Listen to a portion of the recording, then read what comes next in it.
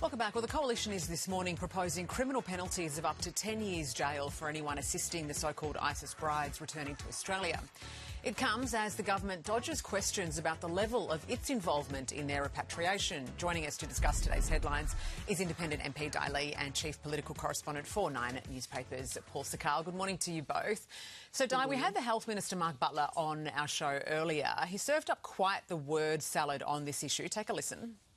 Not providing any assistance or any support to these people, and that's the approach we'll continue to take. Our security agencies are monitoring this very closely and preparing for any possibility that people like them would come back to Australia. They would be met at the border with the full force of the law. So, just to clarify, a security agency is a government agency, isn't it? Well, of course it is. So, Dai, are you clear on what the role the government is playing actually is here? Look, absolutely, the government is part of the security of our nation. They cannot have a hands-off approach and say, we've got nothing to do with it. It's the security. We don't have any support whatsoever. Well, they are the government. They are our security. So therefore, they have some involvement in this. So I think the government, I've asked these questions many times in Parliament, and the same thing is dodging the question, how much involvement are they involved in this whole repatriation or bringing back? And they say, oh, we're not involved in the repatriation. So I think that they have to be very honest and be transparent about what are they doing. I understand in terms of the children, but it's really critical. We need to understand how the matter has an impact in my community here in Fowler, because many families escape ISIS, the ISIS terrorism over in Iraq. So it plays a huge, psychological, impact here in our community. Well, of course, and there'll be communities right across the country wondering where these, so-called ISIS brides and their children may be resettled or settled. But, Paul, I guess the question is for the government. I mean, obviously it's a bureaucratic decision to bring them back, but it's not very reassuring if they won't even confirm that they know where these people will be settled at the very least. I mean, they must be involved in that.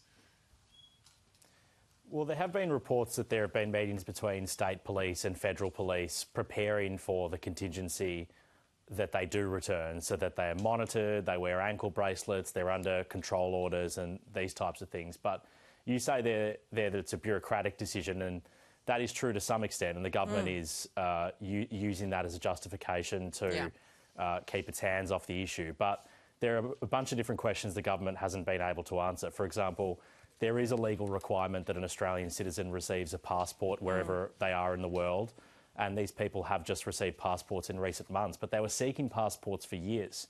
And so the opposition has argued that there was a decision beyond the bureaucracy to facilitate this return through the provision of passports, even though humanitarian organisations are the ones who will put them on a plane and smuggle them out and do all the work that can be described as repatriation. So the government is not technically involved, but there is decision-making here that goes to the mindset of the executive. The language from Tony Burke and Anthony Albanese is hardened. It does look like they are keen to not have them return. But the Coalition is saying if you are the government and you don't want them to return, then change the law so that no humanitarian agencies can go to a terror hotspot and bring Australians back. Well, I think that's the point, right? I mean, you can have any kind of strongly worded argument as you like. You actually need to act to make a difference. The opposition's proposal of jail time for anyone assisting the return to Australia, would you support that?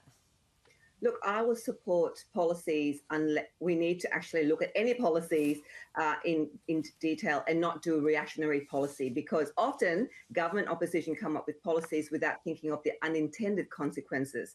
And we need to really look at, yes, definitely there's punishment, there's something, these people chose to join, go and join ISIS. So we need to make sure that Australia is secure. Security of Australians and Australia is priority.